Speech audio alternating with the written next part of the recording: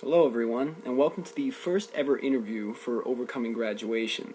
Tonight, my guest is Charlie Brenneman, a man who is also known as the Spaniard. And if you're curious to find out why he has that nickname, you'll need to listen into this podcast to hear his story of how he went from a high school Spanish teacher to fighting as a professional mixed martial artist in the UFC. In this interview, Charlie's going to cover some of his keys to success, his ideas about goal setting and pursuing your passions, and what you can do to get started if you're interested in pursuing a career as a mixed martial artist. To find out more about Charlie and find out any of the resources referenced in the interview, please go to overcominggraduation.com. And now, I'd like to introduce you to Charlie Brenneman. Hello, everyone, and welcome to another episode of Overcoming Graduation. I'm very excited to speak with my next guest. It's a person that I think has a career that many of you are going to be interested to learn a lot about and to find out what are the real in and outs of being a professional UFC fighter. So I'd like to welcome Charlie Brenneman. Charlie, thank you for being on the show today. It's my pleasure, buddy. So, there's so many questions I have. There's so many things I'm curious about, being a guy who has taken some classes in mixed martial arts and has also just wondered what this career is all about. But what I'm even more interested to learn is the story behind it, how you went from becoming a high school Spanish teacher into the highest level of competition in this sport, competing in the UFC all over the world. So if you could kind of give us a background on where you came from, how you grew and came to start your first career, and how that evolved into actually being involved in the UFC. Well, it's interesting you ask that question, and I'm actually finishing up a book that tells the whole journey. So after this, if they're still interested, feel free to get the book. Oh, great. Okay. Yeah. But, okay, so in, 2004, I graduated from college, and I got a job back in my hometown of Hollidaysburg, Pennsylvania, and I began teaching Spanish, which was my major, and coaching wrestling. You know, for as long as I can remember, that's what I wanted to do when I grew up. And, it was great. I was in a comfortable spot. I was with people I knew and people that cared about me. But, after a while, I just realized, I'm 20, I think I was 23 at the time, and I'm just not sure, this is where I want to be for the next 30 years. So it's, I didn't know what I wanted to do, but I knew that I wanted to do something. And then at that time, I saw some of my college wrestling friends, acquaintances, teammates starting to have success in mixed martial arts. And I'm the farthest thing from a fighter. I was, anyway. I had never gotten in fights. I hated it. It made my stomach turn. And, after I saw these guys having success, I thought, I'm just as good or better than them at wrestling, and I really think I can do this. So I did it. I listen to podcasts all the time that, they say, if you want to be, do. And I wanted to be a fighter, so I became a fighter. And little by little, I took the steps necessary and met the right people, put myself in the right place, surrounded myself with the best, literally best people there are. And, 7 years later, I've had 11 fights in the UFC and 27 fights overall, and I'd say I've made a pretty good career. I would agree. I just, looking over your website and looking over your credentials, I was blown away. And just for the listeners, when I met Charlie, we were at a speaking conference, and we were talking. We hadn't talked really at all about what either of us did, and super mild-mannered, very, quiet guy, not yelling out and talking loud like I do all the time. And so I asked him, what do you do? And he said, I'm a professional UFC fighter. And I was like, oh my God. And I think, Charlie, what the type of personality you have is very consistent with the best coaches and best trainers that I've come across in mixed martial arts, because it always seems that the people who need to talk are the ones who are afraid or who don't think they can handle themselves. It's the ones who don't need to say a word that you need to really be careful of. So what I'm curious about is, as a professional fighter, do you run into situations where there's people maybe from your hometown, kids you grew up with, guys at a bar, are there people that try and start fights, try and get in your face about it and challenge you, And what is the response that a professional UFC athlete needs to have when that type of situation arises? Well, the biggest thing that I go through is, yeah, I mean, it's the small, nothing losers. I mean, I'll be honest, who just look at success and want to tear me down because I've been relatively successful in something. So they don't ever do it to my face. You know, God forbid they grew a spine and did it to my face. But what I deal with a lot is the hate online, the social media hate, the Facebook hate, the jabs here and there, the secondhand, like passive comments. And for a long, long time, I sweated it bad, and it was really hard for me to swallow. And I'd get all heated and hot and sweaty when I would read it, and just like, my stomach would sink. And then after my fight in April, where I actually got knocked out for the first time in my career, it was a really humbling, interesting experience. And it was at that point, for whatever reason, that I really realized, you know what, this is not even worth a second of my time. And since that time, I've really done a much better job of just brushing it off, and literally as much as I can, not even acknowledging it, because it's a necessary evil to my job, and I can't stop it. You can just learn to live with it. Yeah, I think that's critical, and I think that's something I've heard more and more as I talk to people who are self-employed, entrepreneurs, people who are attempting to really pursue a passion. Is the more you do, the more haters or people that are going to come at you and try and tear down what it is you do, because you doing what you do, you becoming a professional MMA fighter, challenges what a lot of people believe they can do. So if they prove you wrong or they try to tear you down, then they can feel better about themselves. But in reality, I believe a lot of people should be looking at, okay, if Charlie can do this and really excel and truly, literally and figuratively kick ass, then what else can I do in my life? So what were some of the key things that you did to overcome listening to the haters or all that negative feedback?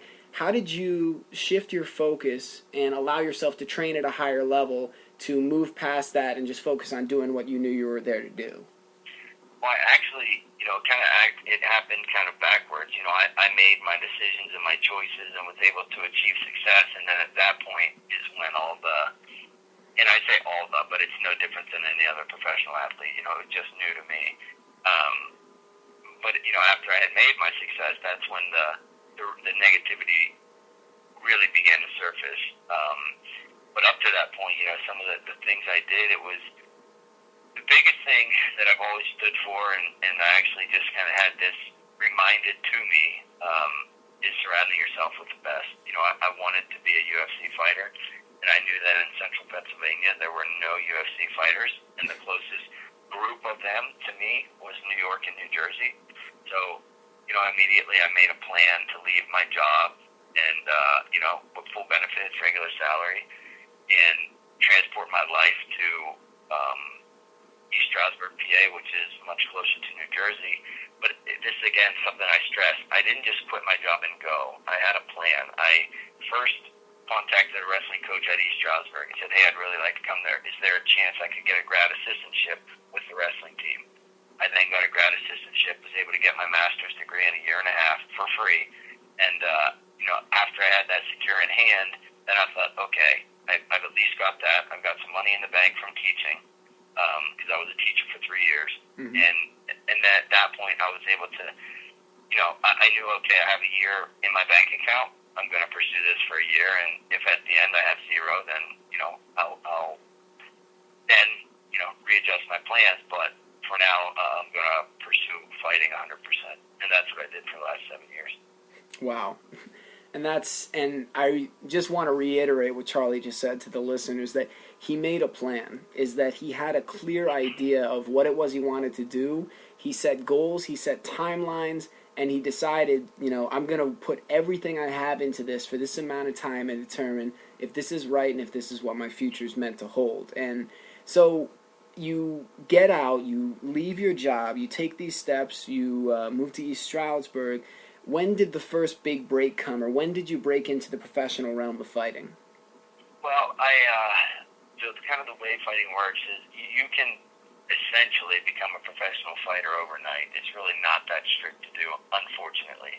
But my first break early on was all the way, it was like my second fight. I somehow got accepted into a pretty big tournament in New Jersey, Atlantic City, New Jersey. And I ended up winning the tournament, so I thought I would. I mean, in my head, I was like, man, I'm probably going to go there and get my butt kicked, but whatever, this is going to be great. And I ended up winning it, and it was a very big purse that early in your career. It was almost $15,000. Wow. And that helped me live, for the rest of the year. But that was the first thing that made me think, well, I'm kind of good at this. It's pretty cool. And then from that point, I just kept the momentum rolling. And then the people in New Jersey, the gyms in New Jersey, took note of me. I formed contacts, and that's what really then kind of cemented my place in New York and New Jersey. And then with those people, the connection to the UFC, because life is about connections. It just kind of snowballed from there. Wow, that's really great. So, who are some of your primary coaches or influences, or the people that have helped you evolve into the fighter you are now, and have had the biggest impact on you? Well, the early on, there's three fighters that are were instrumental very early on, and one of them is Frankie Edgar, who is still one of the best in the world. He was the UFC lightweight champ for quite a while, Mm-hmm. and he really, it sounds weak in fighting terms, but he really held my hand and answered my questions, and kind of directed me in the right places. His good friend and training partner, Chris Ligori, who didn't have as successful of a career, but was equally helpful to me, and then another big-time fighter, Eddie Alvarez, who was also in the UFC, one of the best. Those three fighters played a huge role, but outside of fighting, it's my brother Ben, who is just my right-hand man, basically, with contracts, with sponsorship deals. Ben kind of makes the deals, and I trust him that whatever he tells me it's worth, and I don't have to question anything. Mm-hmm. And then lastly, my manager and former trainer, current manager, Mike Constantino. The two of them have guided my career better than I really could have ever expected. That's awesome. It sounds like not only do you have a solid support system, but you have really, Frankie Edgar, you have really exceptional talent in your corner. And so, talking to a point that you made earlier, you said, I wasn't a fighter, I was the furthest thing from a fighter. And I think a lot of people get into or want to try MMA because they want to either learn to defend themselves, maybe they want to learn to, beat up the bullies of the past or kick somebody's ass, but there's fear. There's always fear. And, I can honestly say from personal experience, from trying jiu-jitsu, mixed martial arts, Muay Thai, when you first put on the gloves and go in there to spar, it's terrifying. You're worried you're going to get your head taken off. So what did you do to change from a person who wasn't a fighter to be a professional who's kicking ass in the highest level of competition? What was it that allowed you to make that shift? And what would you recommend for people that want to overcome that fear for themselves? Well, I had a leg up. I was a wrestler. I had been a wrestler for 20, more than 20 years at this point. So that was a natural the combat was instilled in me. But wrestling and getting punched and getting kicked are very different. Yes. Yeah. So to kind of tie that up, it was through repetition. If today I'm assuming you don't speak Spanish, right? I actually, I'm fluent in Spanish, and I speak Portuguese as well. I was going to tell you that after the call, but... Yeah, let's assume you don't, right? Right. But you practiced it every day for the next 3 years, and you lived it. Everything you did, every TV show, every magazine, every conversation was in Spanish. You would eventually become a Spanish speaker. Right. And it was the same exact thing with fighting. I did it. I just did it. It's like, I don't like getting hit. I don't care. I want to be this. I don't care. You know, it was just a die-hard mental attitude that I'm going to do it no matter what. And that's really what changed me from being a guy who gets sick in the belly from fights to, you know, a guy who has had 27 professional fights. That's great. And podemos hablar más en español después de la llamada. But okay, just to make a point. Just to make a point. But so another thing, what I love you're describing is just this steadfast, complete commitment to what it is you want and doing it regardless of the fears that you come in contact with, because no matter what it is you're trying to do, anytime you're striking out and pursuing your passion, there's going to be fear and doubt and insecurity, and those things are going to well up more and more. And especially in a sport that is so individual, it is just you, it's mano a mano, it's you versus one other person. I'm sure, you know, the people from outside, the social media talkers, the people hiding behind the internet wall could affect you more if you allowed them. But like you said, when you have that steadfast, clear commitment, you can make anything happen. And let me ask you, when you started this, did you dream that it would be this big, that it would ever reach this level? Or were you just thinking, I want to start and I want to try? Well, to me personally, the biggest, the aha moment, or the birth of it, you know, I got home from school one day and I was talking to my best friend about how unhappy I was at my job. And you know, I said to him, I said, Beery, you know what? One day I'm going to be a UFC fighter. And I just said it. I wasn't like planning. I wasn't whatever. And then, so that kind of little bit of epiphany, but then how he responded to me, like, blew me away. He was like, you know what? I completely believe you, because anything you say you're going to do, you do. So you're probably right. You will be. And I was like, oh my God, I've never in my life thought of myself that way. Never, ever, ever. And he said it so casually and plainly that I believed it. So I believed it, and it happened. That's awesome. And that's just another fantastic point, that sometimes we just need one person to believe in us, to say one thing. You said it was such a simple thing, but he said it so matter-of-factly. He looked you in the eye and he told you the truth, and all of a sudden you saw that potential that existed in you the whole time, but maybe hadn't seen before. Absolutely. So, another thing, so you're married and you have one kid? Yes, I have one daughter who is 15 months old. 15 months old, okay. Yes, I'm married to my wife Amanda for about 2.5 years. Okay, and what's your daughter's name? Gracie. Gracie, great. So this is something I'm curious about. People often look at pursuing their dreams as it's an all or nothing. It's either you get to pursue your dream or you're miserable. You know, there's no middle ground. And a lot of people talk about not pursuing their dream because they're a parent. They say, well, I've got kids. I don't have time. And I have seen that rationalization, like so many other things, proven wrong time and time again. So what is it that I heard one of your interviews where you talked about being on the treadmill, changing diapers, and watching fight film all at the same time. So what is it that you do to balance your relationship with your wife, spend time with your daughter, and maintain this professional career? Well, it's I mean, I hate to say that people that's an excuse, because it's a valid reason.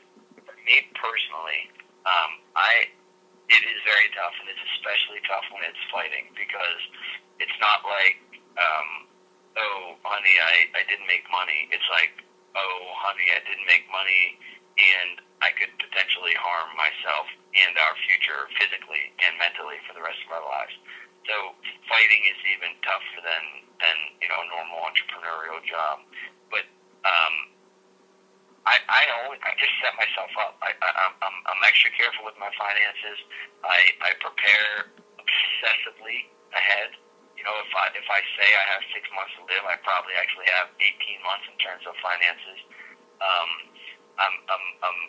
For example, I've been sitting for the last month because I'm waiting to see what's next. And I thought, instead of sitting here, why don't I get my substitute teacher papers done, and I can make $100 a day subbing. Mm-hmm. So that's what I did. I'm just very overly cautious, and I try to keep a rainy day fund and a rainy day plan way ahead of schedule, and that helps to at least ease a little bit of the apprehension, of my wife and of my family, to know that, okay, we do have a plan, and it's not all hinging on this win or loss.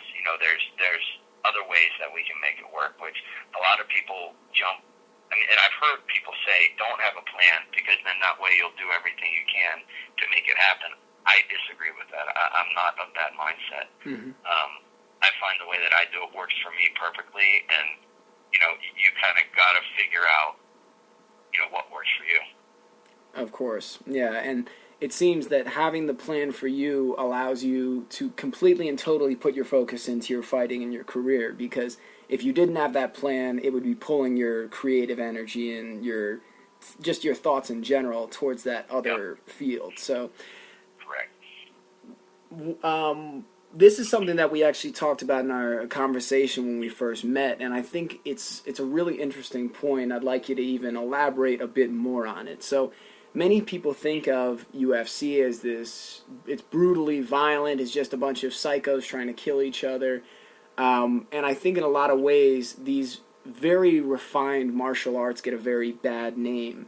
So if you could kind of tell us, what are some of the biggest misconceptions that people have about mixed martial arts, about UFC, and also some of the things that they may never consider unless they were a professional, things that if someone wants to pursue this as a passion, as truly their dream, what things should they be aware of that they might not know of until they get started? That's a really good question. Probably the first misconception is money. The vast majority of us don't make any more than a middle class income. Mm-hmm. And that income could be $100,000 this year, or it could be $50,000 next year, because you make half as much if you lose. Mm-hmm. If you win, you make 100. If you lose, you make 50. So you really have to balance your lifestyle. If you have a mortgage that's $1,500 a month, you've got to balance it out. You can't just bank on a 2-week paycheck, because that doesn't exist. Some of the other things that come up that people don't think about is the amount of time that a lot of us spend on the road or away from family. I'm on the road. I sleep at home most of the time, but I drive an insane amount to get the best training. And some people are fortunate to live, near their gym, but a lot of us aren't that fortunate, so we spend a lot of time on the road. It's a business. That's another thing that people don't really think about. So I essentially have been running my own business for 7 years, and I don't even like to say that because it makes me feel, awkward. But everything I do, I think in terms of Charlie the Spaniard Brenneman. Okay, can I write this off? Should I buy this? Will this, benefit me overall? Also, with the sport itself, it's very sad, but it's very real. There's a lot of not very good people involved in the sport. Mm-hmm. A lot of sponsors don't pay, ever. A good bit of sponsors will not pay for a long time. Mm-hmm. A lot of promoters really, really grind you down to pay you as little as possible. The sport is such that 4 or 5 years ago, I made more,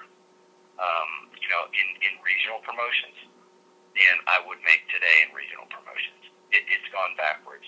And I hate to use the word shady, but the sport can be very, very shady. So if you are thinking of getting into it, latch on to someone like I latched on to Eddie or Frankie or someone like that. And I mean, I put myself out there for young fighters. Latch on to me, email me, message me, ask me all kinds of stuff, because I'll be honest about it. Mm-hmm. And it's very tough.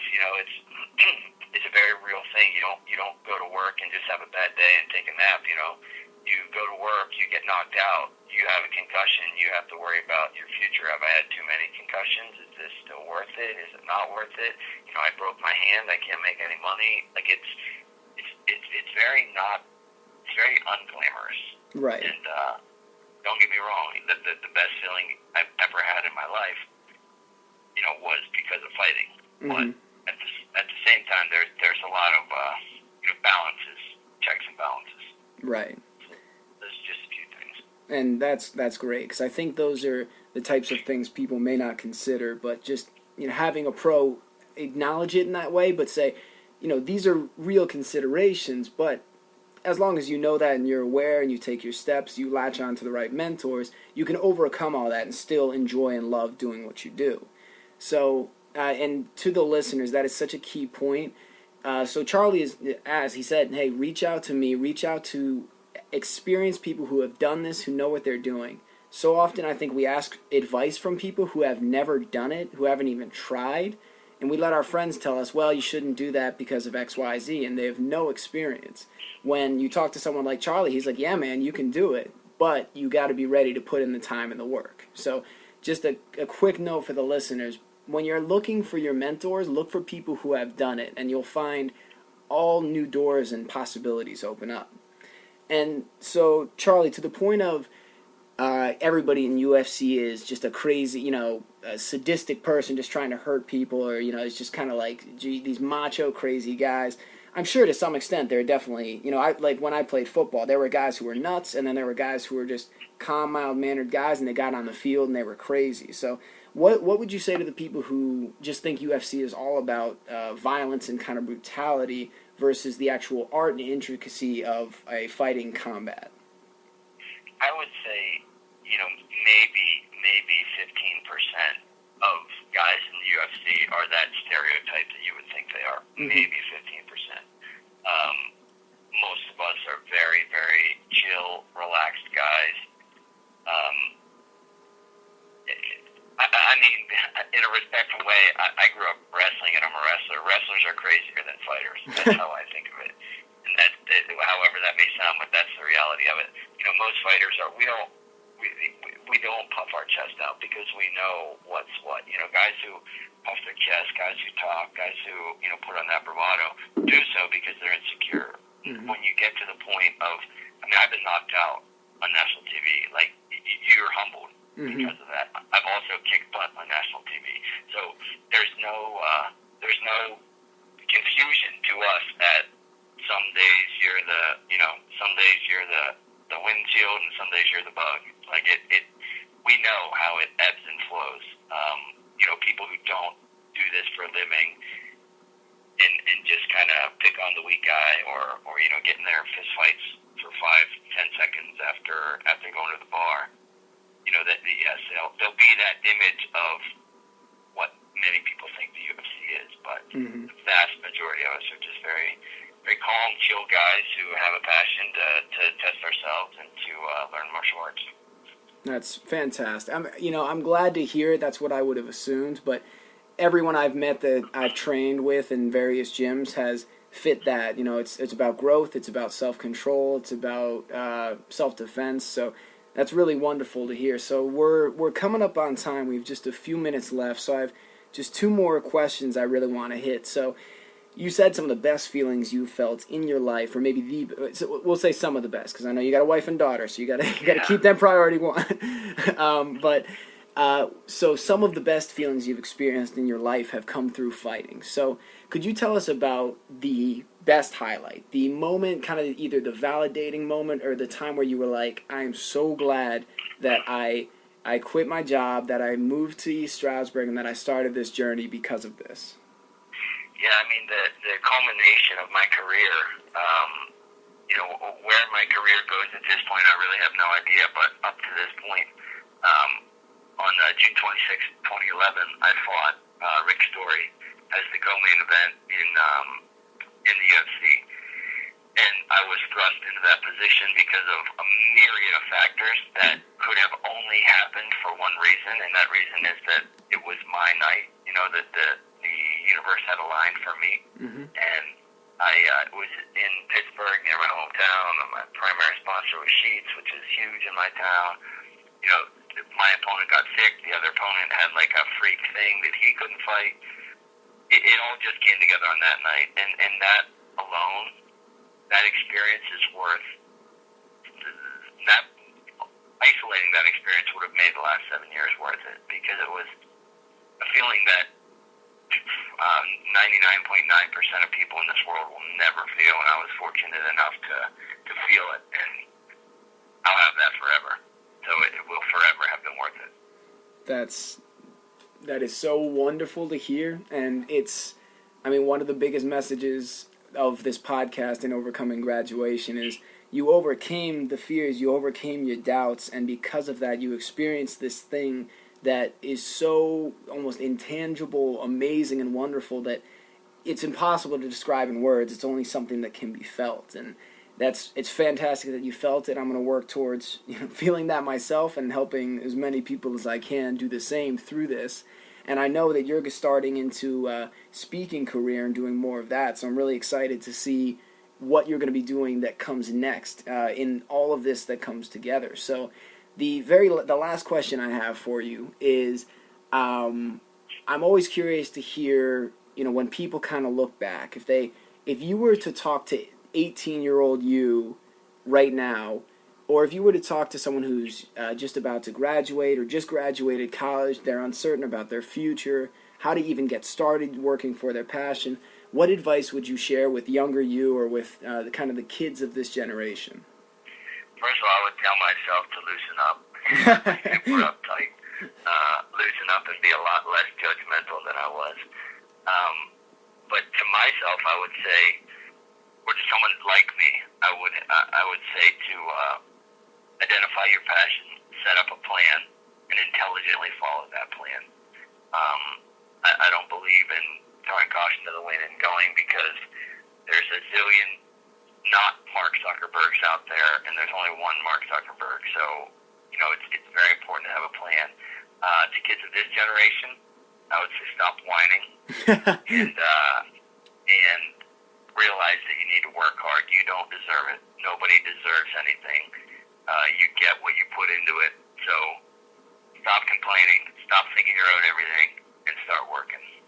Sorry if I offend anybody.